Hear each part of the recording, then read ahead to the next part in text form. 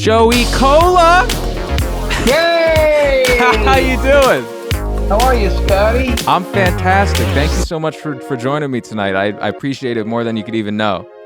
My pleasure, man. You're one of my favorite people. We get to work with each other 3 days a week over the Drew Barrymore show, and you make my life easier, and the audience loves you. So it's a no-brainer, man. Of course. I appreciate that so much. Where are you coming to us from right now? Long Island?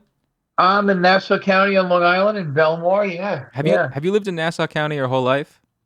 No, no. I grew up in actually Bayshore on Long Island, and Gotcha. right on the cusp of Bayshore and Islip.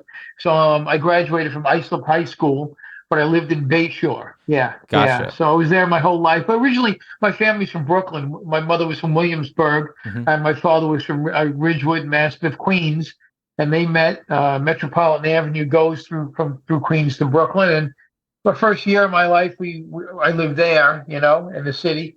And then when I was about 1, 2 years old, we moved out to Long Island. But every weekend we were in the city anyway, because all of our relatives didn't want to come to Long Island because they might as well have been going to Alabama back then.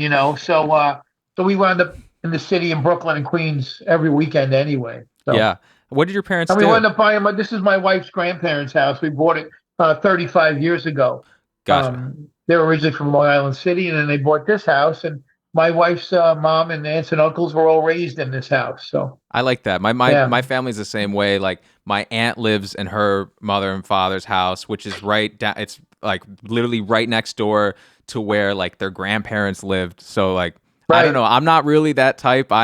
I mean, my parents live like 5 hours from here. I wanted because I wanted to move to the city basically, Yeah, but where do they live? Where your parents live? they live in Utica, New York, which is like 5 hours north of here. Mm, a lot of Italians in Utica. There's a lot of well, my family is part of that. There you go. I went to school in Brockport State, upstate New York, one year, and it was so cold and so much snow that I had to come back down to Long Island.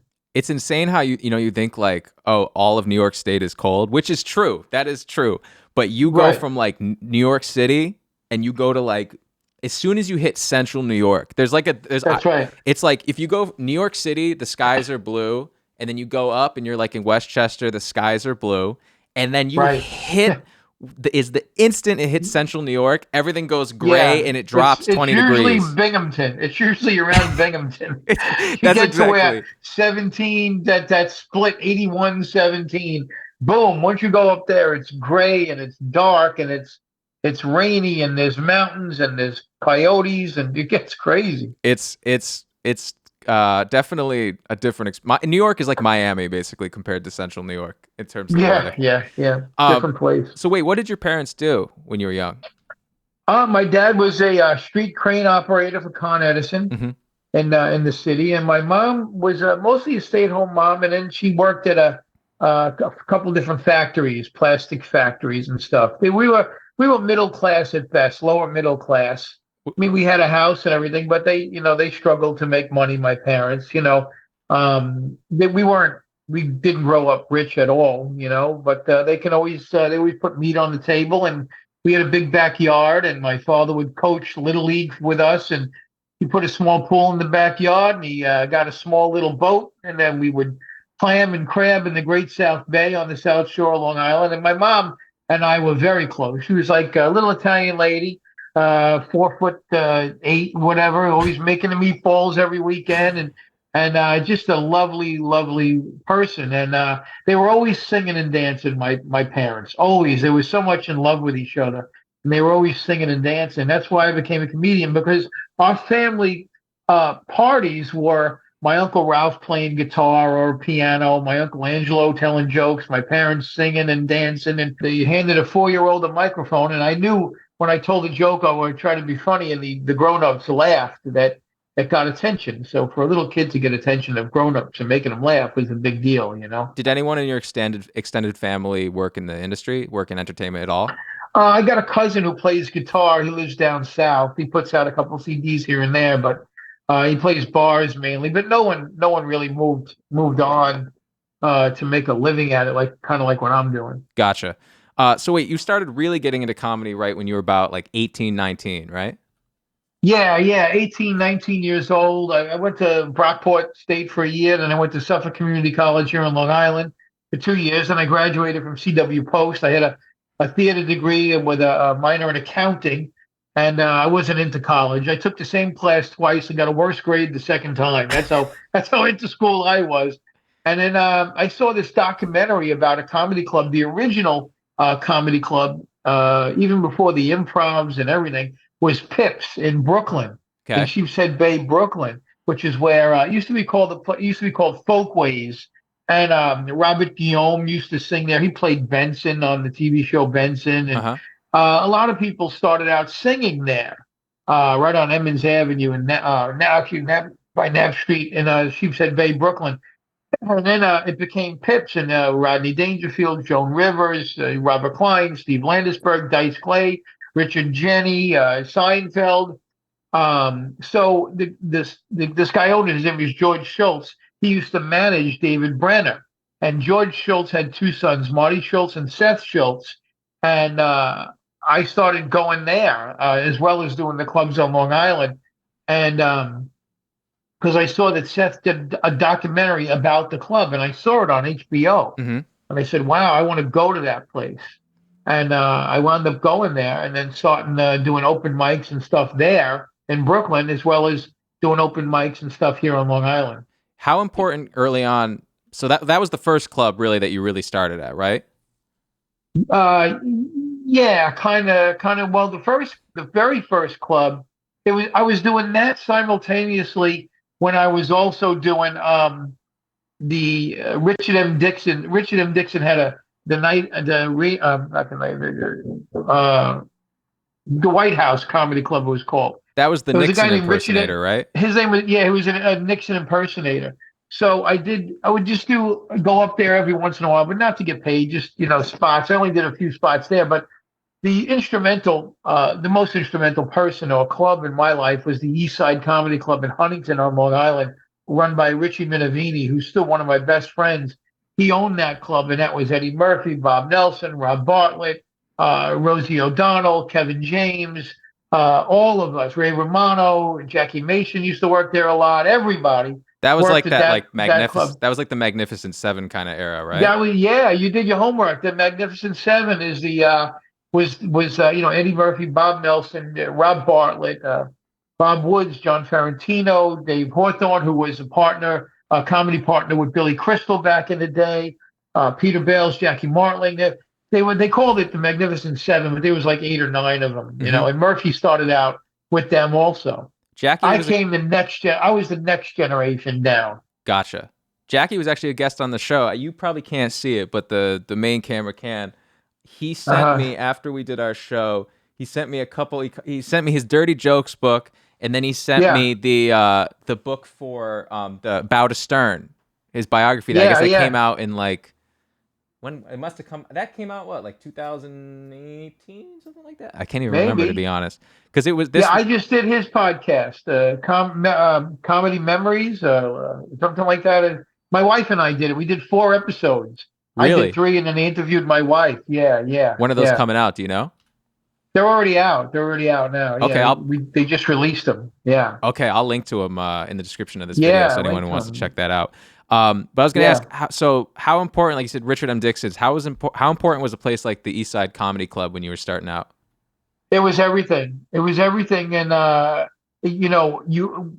I started out with a group of people, men and women, that just wanted to get stage time. And Richie Minervini was, at the time, I was Suffolk Community College. I was working as a foreman on a loading dock at an Italian bread factory, and then I was 18, 19 years old, and then I would change in the car and go to these comedy clubs or back rooms and try to do open mics and stuff, and I would make $3.65 an hour. That was minimum wage, and and I would make for going to college and then working at the bakery. When we'd make 100,000 loaves of Italian bread a day and give it to meat farms and supermarkets and stuff like that. So it was a big Italian bread factory, and so I'd work there, and then I'd go to the comedy clubs. And it was just a great time in my life because I was in great shape, and then I saw that documentary, and then I knew I had to go to the clubs. to be there. So I went into the club and did a set, and Richie Minervini was there. And I did about 5 minutes. I did okay, but he came off stage and he handed me a $20 bill and he said, "Hey man, can you come back next week and do it again?" And I said, $20? I was making $60 all week. And this guy handed me $20 to talk for 5 minutes on stage. I said, That must have been like sure. $1 million to you. It was like $1 million at that point. And then I didn't have any stage fright because I guess I wasn't shy growing up. I never had that stage fright like Gene.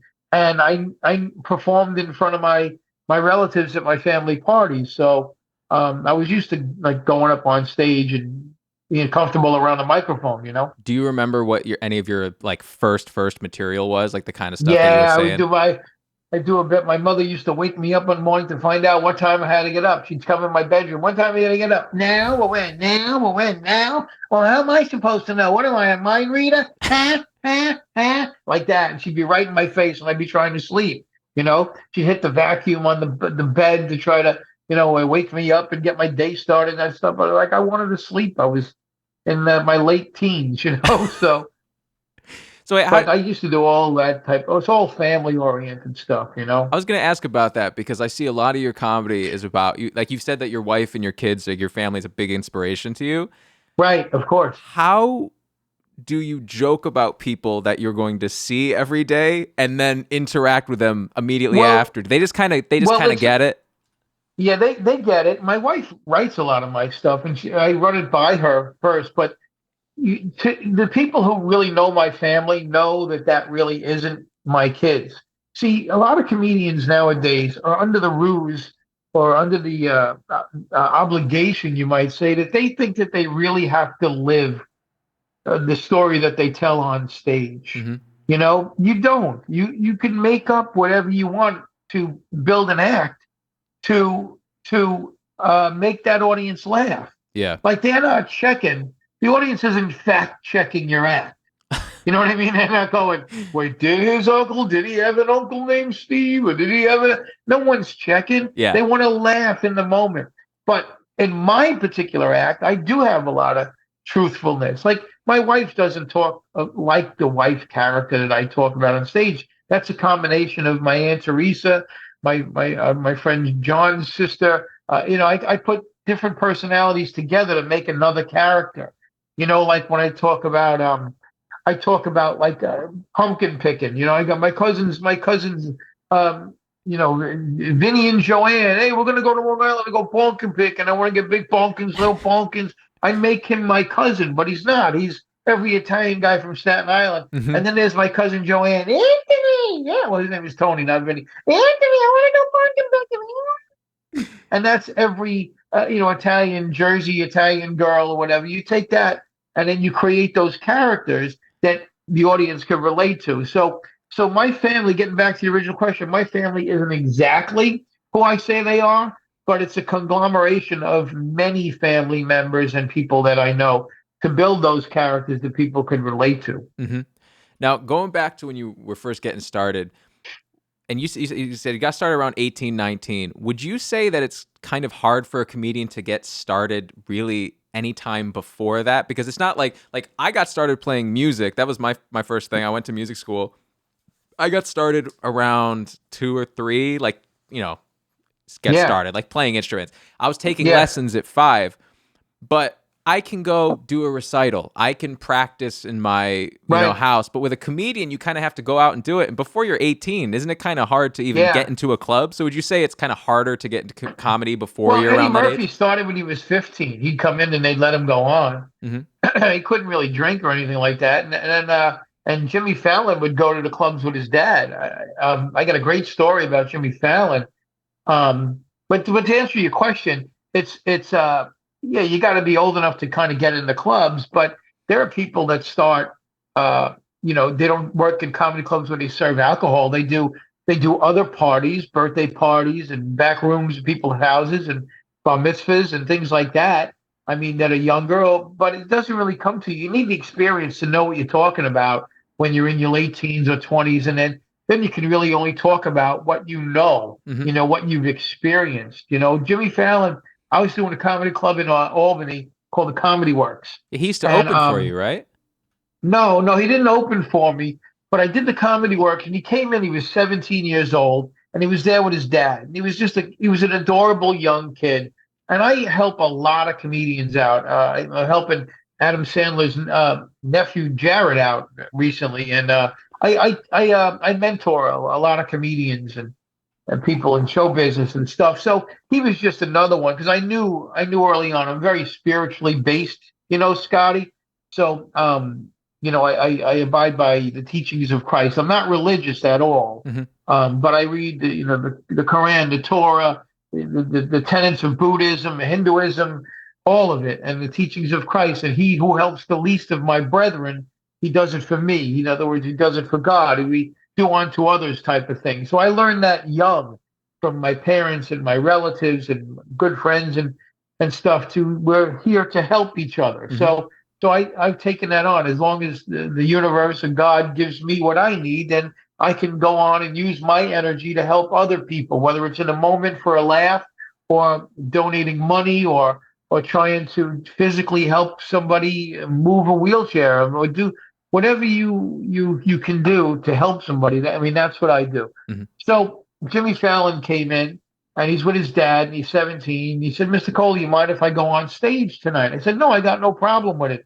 Saturday night, full house. I'm doing 45 minutes as the headliner. And then there's two opening acts, an MC and in the middle act. So I asked the other two guys, I said, you mind if this kid goes on? They said, no, we don't want him to go on. It's a tight show. It's a full house.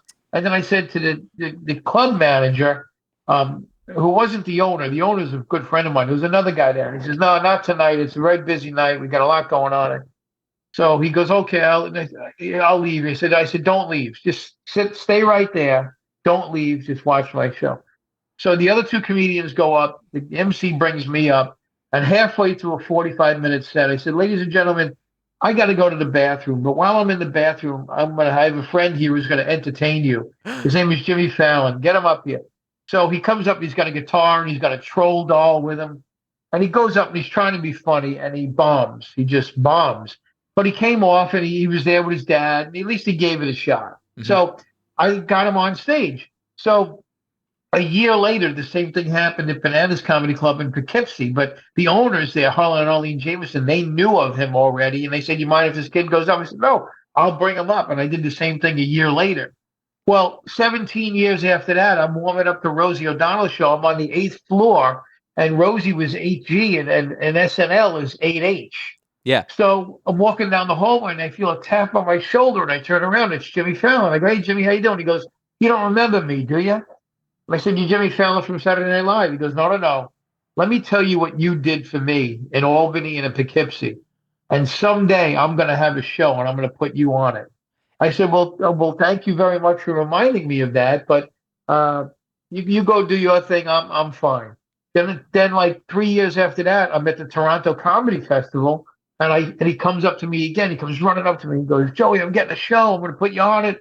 I said, Jimmy, I really appreciate that. I'm glad I was able to help you, but you worry about you. I got me. Thank you so much. Sure enough, he gets the late night show. He gives me a call personally. He calls my cell phone.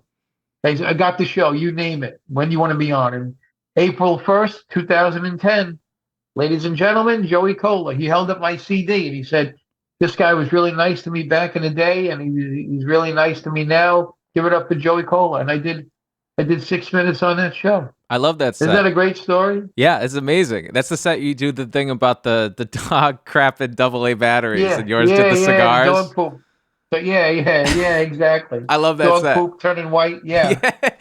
Yeah, that's a great set. So wait, like, was that Thanks. is that all material that like was any of that new, or was that all material that you had already kind of refined before going on?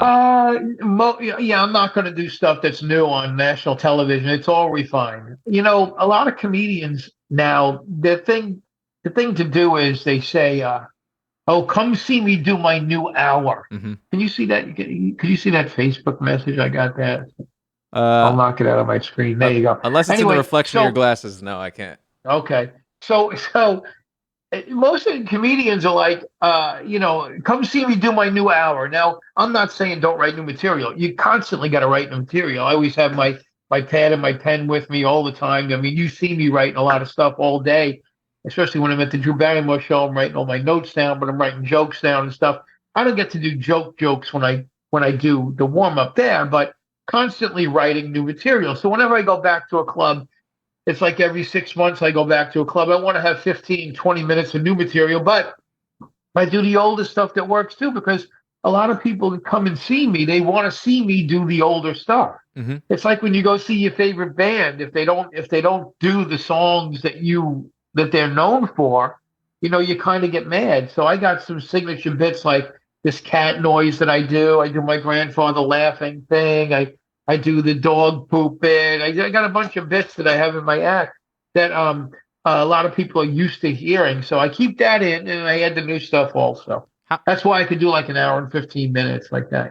when you're putting in new material, how many times do you have like a certain amount of times? Like, I need it to kill this many times before I Yes, know. yes, man, you are asking some great questions.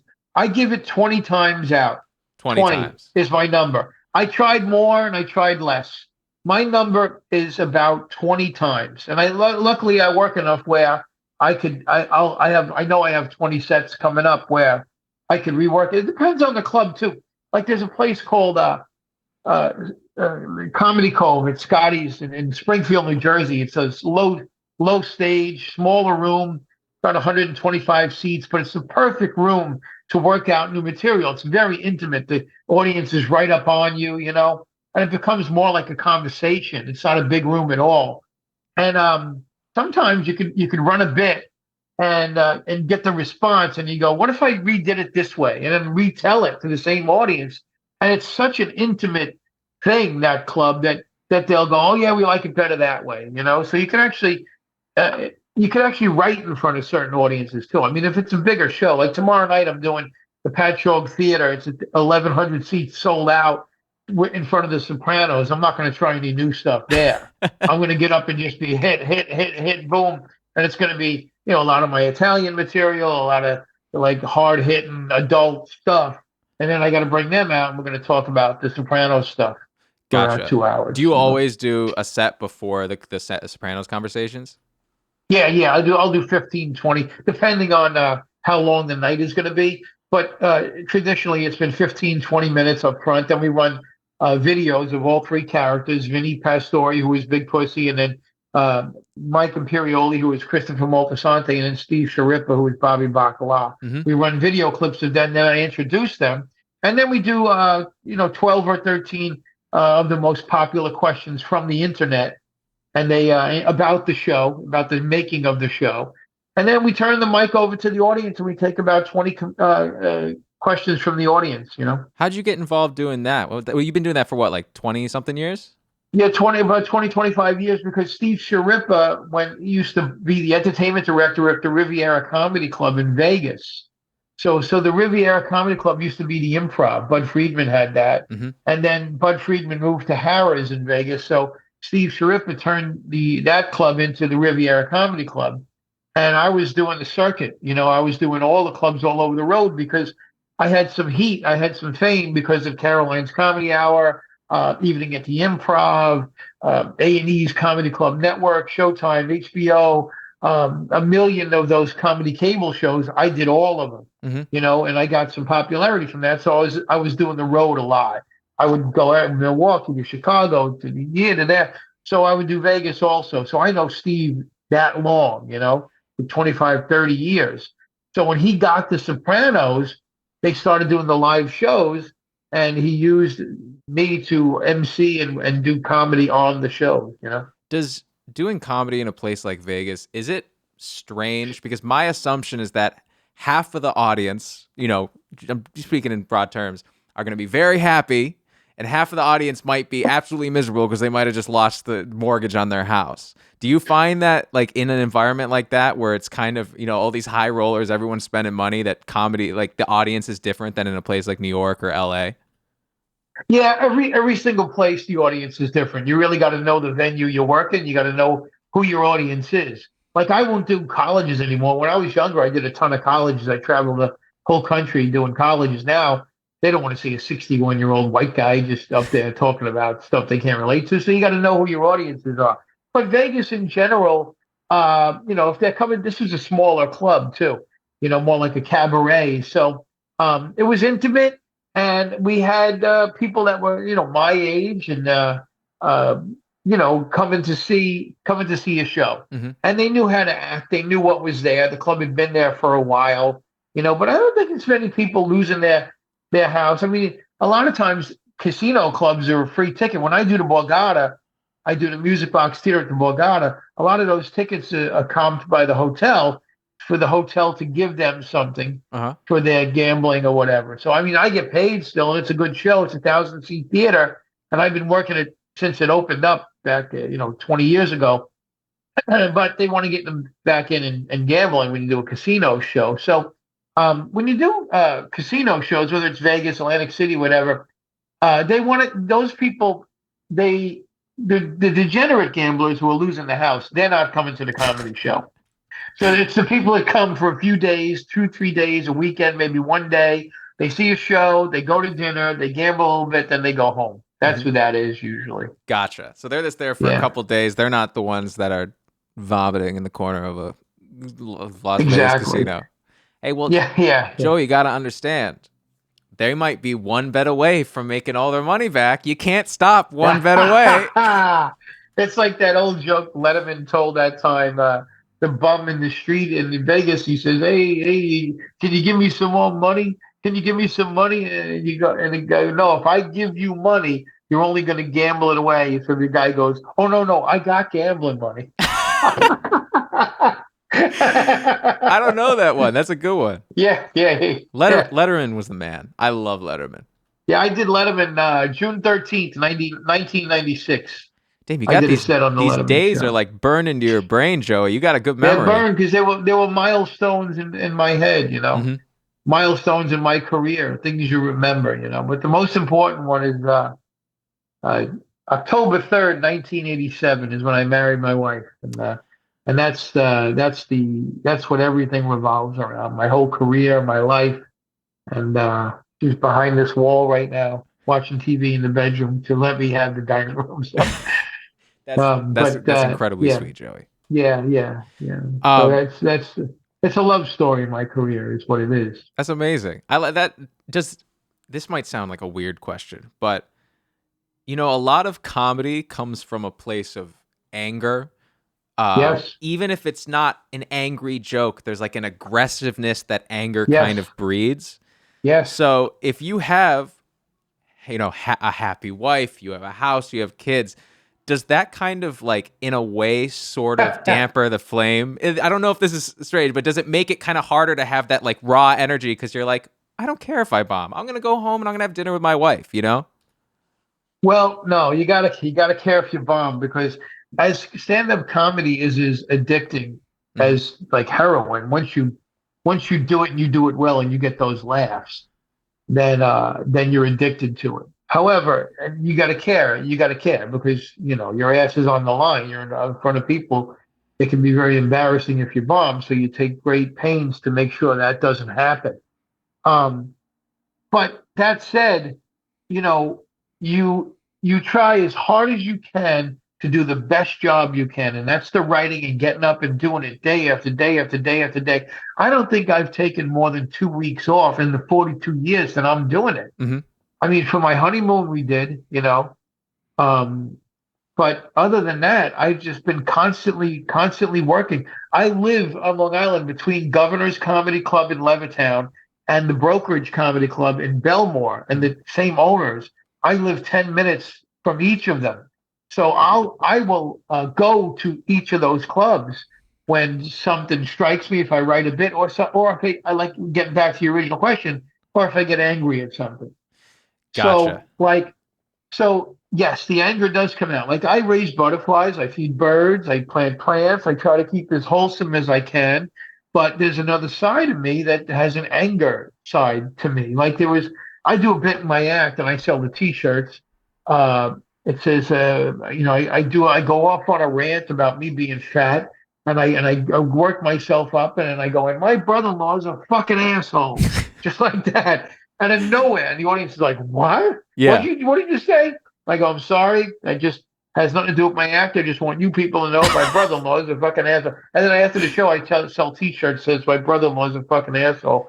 And then so that's a non sequitur, but that came from an anger thing where I was helping my brother-in-law, my other brother-in-law, fix his house, and the other brother-in-law came over and didn't want to help, and we got into an argument, and then I said I got to go to a comedy club and get this off my chest, and I said that as a non sequitur, and it got Yeah. a really big laugh. I talk about cleaning up the dog poop in the backyard because I hate cleaning up the dog poop. Yeah. I go, I actually like the winter for two reasons. First reason is because the dog shit freezes, and I'm the only one who cleans up after the dog. My wife and kids want the dog. Can we get a dog, Daddy? I want a dog. They got a dog. Why can't we get a dog? I want to get a dog. A dog. A what? A dog. I want to get a dog. My wife's voice a little bit higher pitched. Get him a dog. I want to get him a dog. So I got to clean up the poop. It's stuck there. We never cleaned up dog poop in the '70s. We left it there. We left it there so long it turned white. Remember white poop? You don't see white poop anymore. So I do a whole bit about the dog poop thing, and I did that on that set on the Fallon show. Yeah. But that all comes from anger. Mhm. It does come from anger. And that's a lot of comedians. I mean, the styles are different. You can look at Stephen Wright, who's just standing there doing cerebral stuff, Mhm. some of which is angry or not or observational. But you can look at Rodney Dangerfield, Robin Williams, and a lot of it is making fun of a situation, making fun of yourself autobiographically. That's what I do. Mhm. I don't talk political. I don't talk about outside circumstances, really. I mostly comment on my life and how things are happening in my life and how I'm reacting to it wrong. Mm. How a normal person would react to something and then how I'm reacting to it. Mhm. Now I So, know you say that the way you have your style, besides the fact that you're making jokes about things that you are personally interacting with, is that right. you're not just like a cerebral comedian, like you said, Stephen Wright, or I guess maybe someone like Mitch Hedberg or something like that, Yeah. where the joke is the joke. Like it's like you are there to hear the Well, joke, but yeah, you said you like to use like your whole arsenal, like your face, your body language, your facial expressions, like all yeah. that kind of stuff. Well, I guess faces, facial expressions. You know what I mean? Yeah, yeah. Because God gave me this body, so I might as well use it. You know what I mean? I got this neck and this head and this face and so you got to use every weapon you have in your arsenal. And my particular blueprint of a joke, like a lot of comedians, are set up punchline, set up punchline. Hmm. Did you hear about the blah blah blah and the blah blah blah, the Hmm. blah blah blah? So my style is such that I'll do a setup, a premise. I'll lay a premise out and then I'll try to punch it twice, do it two or three punchlines, and then I'll tag it.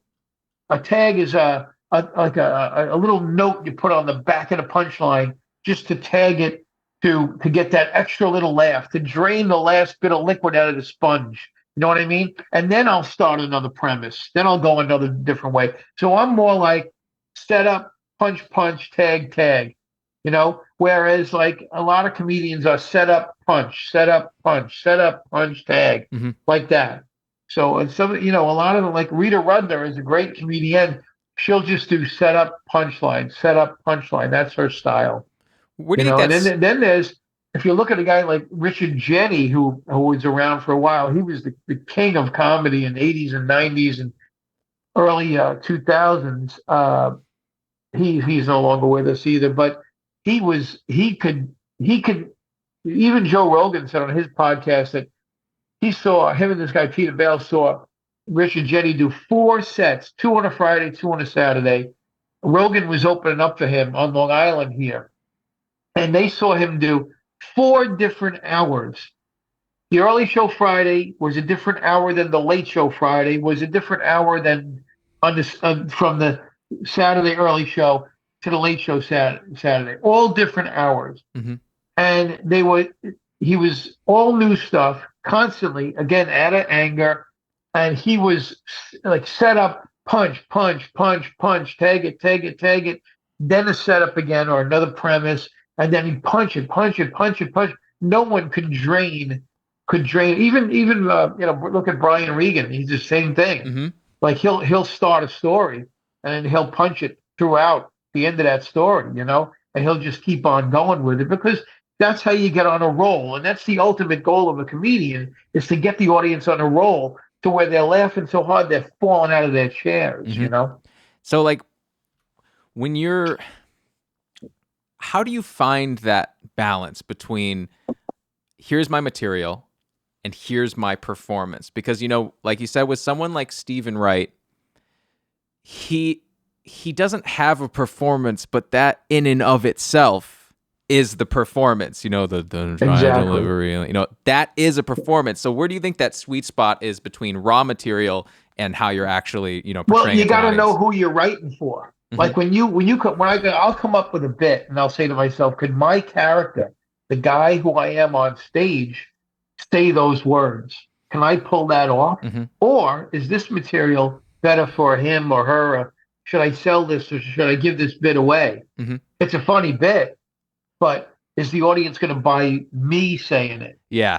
You know, or is it a cerebral joke that Stephen Wright or Seinfeld or somebody else can get away with saying it better than I can? Hmm. So I've had comedians write stuff for me that my friends have come up to me and said, "Listen, I wrote this great bit, and I can't use it because it bombs for me, but I think you could, in your character on stage, you could say this in an angry way. You could say this in a certain way where it's going to work." And that's happened a lot of times. And I've given hundreds of comedians bits. I mean, some of them steal bits too. So So we don't want to go into that, but some of them do. But I've given a lot of bits away and to comedians that have used it, and sometimes it's just the idea, the idea in a punchline, and then they'll riff on it and they'll add another punchline or a tag to it, mhm. or take the premise in another direction. It's a lot of writing and it's a lot of cerebral. A lot of people think comedians, and that's to make it look improvised is the thing. Mhm. But we sit all day. I'm at the dining room table right now. I got clipboards and notes and all kinds of stuff. I was sitting here all day with the Sopranos show with all kinds of jokes and stuff all sitting here. I had to call one of the producers. I was on the phone with Vinny Pastore today, writing jokes for that. We got this big theater show tomorrow night, 1,100 seats sold out, and they're going to Jeez. be, they're big money ticket too. So they're going to want blood. This is a high energy, come out hard, hit them hard with jokes. You can't sit there. Hey, you doing? What do you do for a living? That's not going to work. You know what I mean? Do you You got to have an act. do you go on So vocal rest before a show like that? Like for the like after we do this, are you just gonna like not talk till then so that way you're like, bam, I'm ready to go right when you get on stage? no, man, you're asking all the right questions, man. You really are on the ball, Scotty. It's funny you should say that. My wife just came home with pineapple juice from Trader Joe's, and years ago when I was warming up the Rosie O'Donnell show, I lost my voice. Hmm. So it happened to be on the day when Barry Manilow was there. And I was watching Barry Manilow's rehearsal, and I was talking to his voice coach while Barry Manilow was rehearsing. Hmm. So I was taking all kinds of lozenges and stuff. So the guy said to me, he goes, "You gotta drink pineapple juice. It's got bromelain in it. It's a bromeliad. Is the pineapple is the type of plant is a bromeliad, Yeah. and it's got bromelain in it. And bromelain heals your vocal cords because when you're dehydrated, the first place your body goes to suck moisture from to put it to where it's got to be in your other organs is the vocal cords. That's why you see people that have been drinking a lot or they dehydrated, they can't talk, they Hmm. lose their voice first Yeah. because your body takes the moisture from your vocal cords because it's so easy for your body to do that and uses that moisture some other place. But if you drink a lot of pineapple juice or eat pineapples, the bromelain in the pineapple uh, heals the vocal cords and brings moisture to it. Hmm. So that was 19. I started with Rosie in 96. That had to be 1997, 98. I haven't lost my voice since then. And I always have pineapple juice in the house or pineapple. I mean, and I've seen you at Drew. I mean, obviously, I've seen you see 6 times a week at Drew, and you're Yeah. screaming sometimes. You're like Yeah, trying yeah, to. yeah. Sometimes, yeah, yeah, screaming and going. So, well, when I come home tonight, I mean, at night I have my pineapple juice and a lot of water. As you can see, I'm drinking water now. You got to keep hydrated. But whenever I lose my voice, I know that I haven't had my pineapple juice or pineapples in a while. Yeah. Now, Joey, we're getting close to time, but before I let you go, I wanted to ask. Okay. We've talked about this before, but I guess this kind of goes on the topic of comedians pretending like something is new and fresh, and but Right. I was listening to Joe Rogan, and he mentioned that you had this story about Yeah. playing in a comedy club in Brooklyn back That was Pips. that was Yeah. Pips. Okay, I was wondering if you Yeah. wouldn't mind telling the story for the audience because I thought it was the funniest thing ever, and it was like it's a real like kind of time capsule of the era. If Yeah. you're okay saying it publicly, if not, Yeah. Yeah. Oh no, no. I just want to let the audience know I'm going to use some language, but I'm totally fine with that. It was again at that club Pips in Brooklyn. You know, it was a very it was a very mob oriented play. A lot of mafia guys came in that club, mm-hmm. and I mean it was a tough room. It wasn't the toughest room I ever worked, but it was a tough room. Dice Clay come out of there, and a lot of tough Brooklyn comedians came from there. Richard Jenny came from there. So Rodney Dangerfield used to work there a lot. He used to they used to hey, Funzio's knuckle room, and they would make fun of that place, but he used Pips. He had Pips in mind. Anyway, so I became the house MC at Pips for 3 years.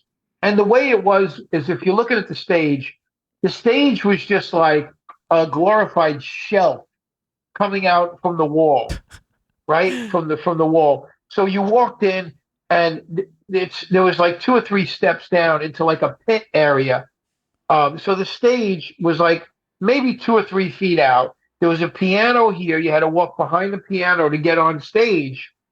And then there was a little stage, and you were kind of up. But when you looked down, it was about 4 feet of a drop, and there was a pit, and there was about 6 tables in the pit. And then it went up another level, and then there was about 10 tables on the next level, and then it went up, and then there was another level of tables on this side, and then it went in the back, and then there was a bar to the back right. Mm-hmm. It didn't hold a lot of people, but the people that were right down in front of you were kind of in a pit, and they were right up next to the stage, which was a wall. It was kind of like a wall. You know, they could see right up your nose. They Yeah. were that under you. So there was one night I was emceeing. I know I wasn't emceeing. I was just doing a spot. I was doing like a 10-minute spot. And the MC brings me on, which was Seth Schultz, the one of the owners. See, Seth brings me up. He's the guy who made the documentary that drew me to the club. Anyway, so he brings me up, and I start doing my act. And there's a guy. Looking down. There's a guy, a girl, and a guy. And the two guys were definitely wise guys, and the girl was all with the hair and the makeup and the nails and the everything, and they were right out of Goodfellas, you know. Yeah, it's like So the Adriana guy from had like a suit. Sopranos. Exactly. So the guy had like a shiny suit jacket on, and I start doing my act, and I'm doing my act, and I'm like, hey, my mother used to wake me up in the morning to find out what time I gotta get up, and this and that, and my dogs, and my this and my that, and I'm doing my grandfather, and I'm doing this bit and that bit. So I'm getting laughs. I'm doing okay. But when I look down into the pit, this guy is looking at me with the look of death, and he's looking straight up at me, and he's got a gun. He's got a silver like a nickel plated shiny pistol on his lap. He took it out of his pocket. He put it on his lap, right there on his lap, where I could see it because I'm looking right down at him. He's looking up at me, but no, he's right there in the front. No one else could see the gun I or would have see shit him. myself on stage, Joe. Almost did. I almost did.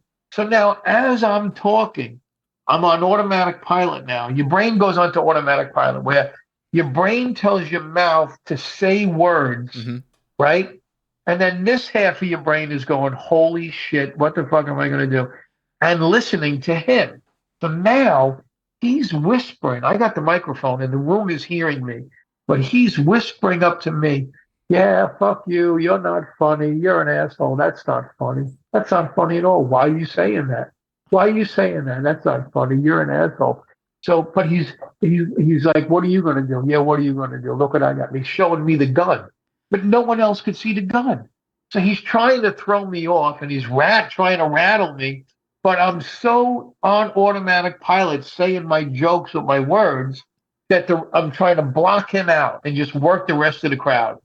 But every time I couldn't do it. Every time I just look down and be like, yeah, fuck you, like that. And he would show me the gun. Scared the shit out of me. I finish my act. Thanks a lot. Good night. I walk off the stage. Seth comes back up. He brings the other comedian up, and he comes walking into the back of the room. I go, Seth, there's a guy with a gun sitting right in the front. He's showing me the gun. He was heckling me while I was in the middle of my act. He's got the gun on his lap. Ah, leave him alone. That's just crazy, Vinny. He's here every weekend. He shows up everywhere. I said, I've never seen the guy. I'm here all the time. He's a friend of mine. He ain't gonna hurt you. He's not gonna really shoot you. I go, he's got a gun on his lap. He's showing me a gun. So that was the story I told Rogan, and Rogan was like, "Holy!" Because Rogan worked Pips. Yeah. So it might have been when I was taking Rogan around because Jeff Sussman, who manages Rogan and Kevin James, he discovered Rogan in Boston and brought him down and managed him. And I was already signed with Jeff Sussman. And Jeff said to me, "Can you? I got this new client, Joe Rogan. Can you take him around? Can you help him?" So I would help him get into different clubs and stuff like that. And I think that was a time when I might have called Rogan and said, what are you doing Pips next week? Are you doing what are you doing Pips? I go, let me tell you the story. So I was in there last week, and this guy in the front, he took a gun out. So if you see this guy in the front with this shark skin jacket, and he might have a gun, but Seth said, "Don't worry about it. He's not going to shoot you." So Don't yeah, worry about it. He's not yeah, going to don't worry. shoot you. Yeah, but he That's couldn't. All he had to do is go like this, like point, boom. He would have blown my head right off. He well, was that close to me. He was that there, you know. I would have quit But forever. The worst thing that can happen when I'm doing this is that my software crashes. So I feel that's it. I feel Yeah, very fortunate. Uh, yeah. You don't ever have to worry about a nickel-plated 45 piercing your head while you're trying to tell a dog shit joke. well, unless unless someone outside gets in a fight, then maybe straight bullet. You never know. Yeah. But Joey, thank you so much for being here. I appreciate this so much. Before I let you go, is there anything you want to promote? Website, YouTube, social media, live shows? Just Joey Kola on my Facebook, my Instagram, Joey Kola. I got a bunch of dates coming up with The Sopranos. We're going to be in Rhode Island and Boston. I got my own stand-up that I'll be doing everywhere, and that's it. I'm a grateful guy. You're looking at a man who has it all. I truly have it all, and I'm blessed. I just take it day by day, and I can't wait to see what tomorrow brings. That's it. And it's an honor to work with you, my friend. You are great at what you do. You're a great human being, and it's an honor to stand side by side with you every day at the Drew Barrymore show. So Damn, thank you. Joey. That means so much. What a beautiful way to wrap it up. Thank you. I appreciate it so much. Thank you to everybody who watched. We'll probably be live in hopefully next week, but most likely 2 weeks from now. Anyway, I will see you guys when I see you. Have a good night.